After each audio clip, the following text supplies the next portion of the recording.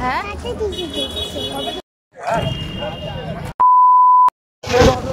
বাবা ভূতনাথে ভিড় কি?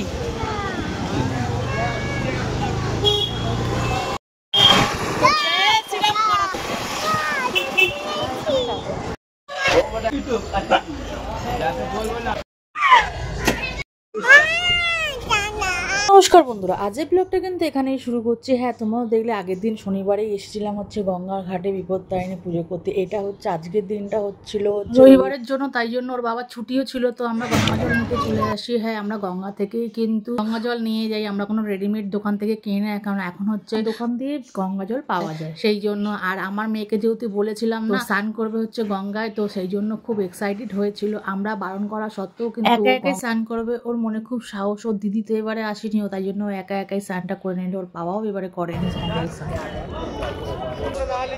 আর মায়ের জন্য গঙ্গা জল নেওয়া বলে এই দোকান থেকে জার কিনলাম। আর পাশেই রয়েছে টি স্টল, এই চোখনের চাটা কিন্তু খুব সুন্দর।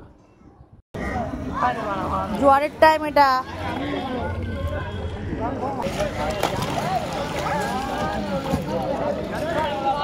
এখানে মাথাতে মানে এরকম এরকম না পুকুর হয়ে পা আমি সাদা কালি হ্যাঁ পুরো ছিল তো আমি ব্যায়াম করি না এরকম করে ব্যায়াম করি না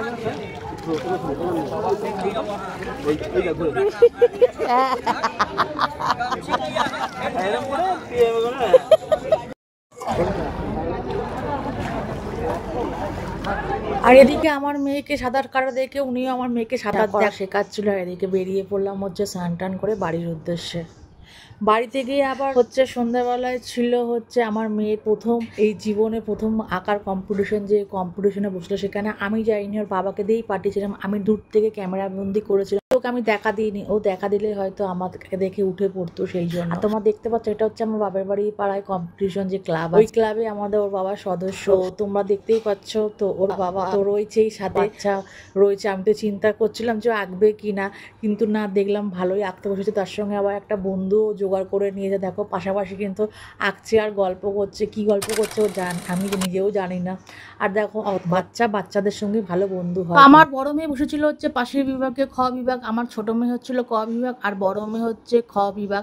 তো পাশাপাশি বলতে অনেকটা দূরে, কেউ কাউকে দেখতে পাচ্ছে না। আর এদিকে দেখো পুরো 200 বাচ্চা তো বসেছিল সেদিনকার, 200 খানা ফর্ম বিলি হয়েছিল। আর আশেপাশে সব হচ্ছিল স্টুডেন্টের যারা রয়েছে, বাচ্চাদের নিয়ে এসেছিল। আমরা তো নয় সামনে থেকে, আর এদিকে দেখো দূর থেকে আমি ক্যামেরা করছি আমার ছোট মেয়ে কি করছে, আর এদিকে বড় মেয়ের কাছেও আসছি।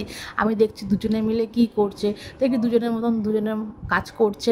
আর আমাদের ক্লাবটাকেও খুব সুন্দরভাবে সাজানো হয়। আমার মেয়ে অনেক বছর আগে একবার বসেছিল, কিন্তু অনেকদিন পর আবার ক্লাবে এই আঁকা প্রতিযোগিতা কম্পিটিশন করা হলো, সাথে রক্তদানও ছিল আর হেলথ চেক আপও ছিল। তো আমাদের প্রায় প্রত্যেক বছরে মোটামুটি হয়ে থাকে, কিন্তু 2 বছর করোনার জন্য গ্যাপ হয়ে গিয়েছিল। তারপরে দেখো আঁকার টাইম আমার শেষ হয়ে গেছে, আর ওর বাবা উঠে পড়লো হচ্ছে, মেয়ে উঠে পড়েছিল হচ্ছে, যেহেতু আঁকা হয়ে গেছে, যার দায়িত্ব ছিল খাতা জমা দেওয়া সে তার কাছে জমা দিয়ে।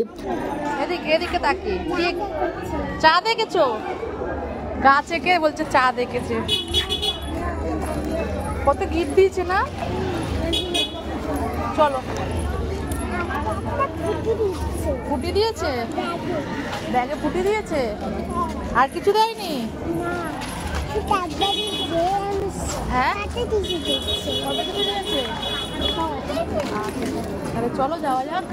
আর এদিকে দেখো ক্লাবটা কি সুন্দরভাবে সাজিয়েছিল। আর আমার ছোট মেয়ের কিন্তু হয়ে গেছিল, কারণ ছোট বাচ্চা তাড়াতাড়ি করেছে, এঁকেছে গাছ, বলছে হচ্ছে চাঁদ এঁকেছে। আর এদিকে মেয়ের বন্ধুরা সব রয়েছে হচ্ছে আঁকাতে ব্যস্ত।